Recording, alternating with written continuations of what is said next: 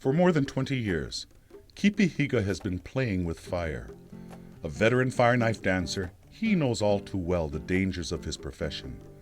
But fear doesn't keep him from the sport he loves, even after a tragic event on Maui brought him to the burn unit at Straub and changed the course of his life. I was at church and I was asked by my pastor to come and perform. We had an international night and I thought, sure, I've done it a million times. I started spinning my knife like I've done thousands of times before.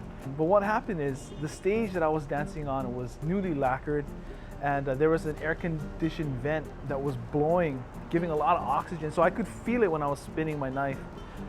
The ground caught on fire, and the leggings that I was using caught on fire. And within a matter of seconds, the fire was just so big, it was like above my head. The way I explain it is when you're watching TV and you see men on fire and they're running around, it was like that. He was engulfed in fire.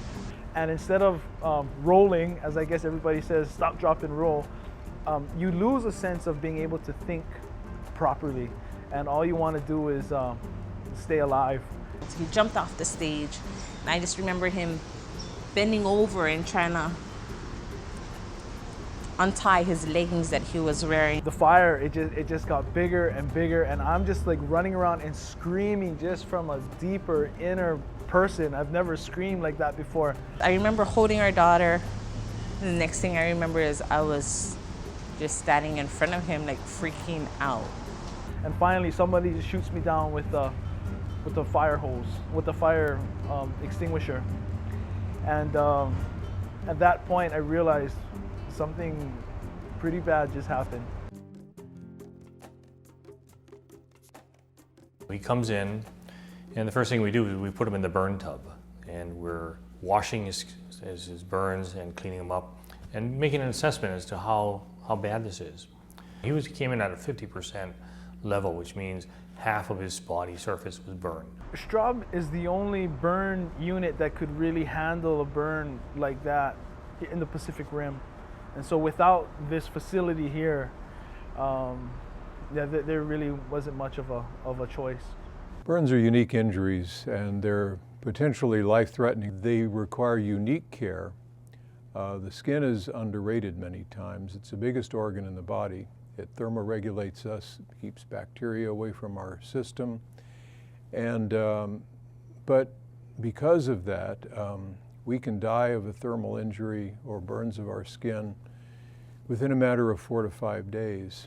I believe he went through 5 stages of operation to get him to the point where we would even consider allowing him out of the hospital. 5 operations replacing his burn skin with the good skin. At this point, I really didn't know what to think. I thought to myself, I'm gonna be okay and I'm gonna make it out. And on the other hand, I thought, oh my goodness, this is really bad. From the very beginning, I told him this is not going to be easy. This is going to get bad. In fact, I tell all my burn patients, if your pain is this much now, before you get out, the pain will always get worse before it gets better. And I always reassure them that we're here for you in any way we can. I've definitely had my moments. I know I had a few cussing fits here and there. He was tough. He's a tough guy. But even tough guys feel pain. And a lot of the recovery is not only medicine, I think it's really the staff too.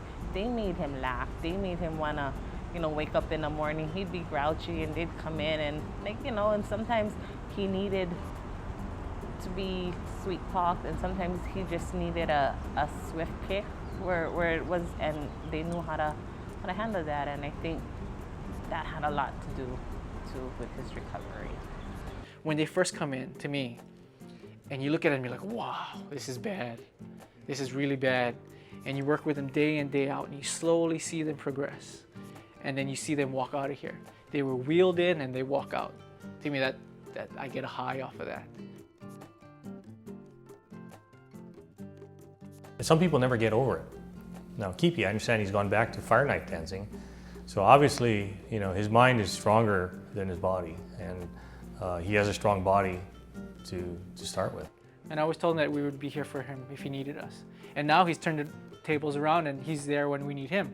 Or he's always been there when I've needed him to speak to my patients that are going back to Maui.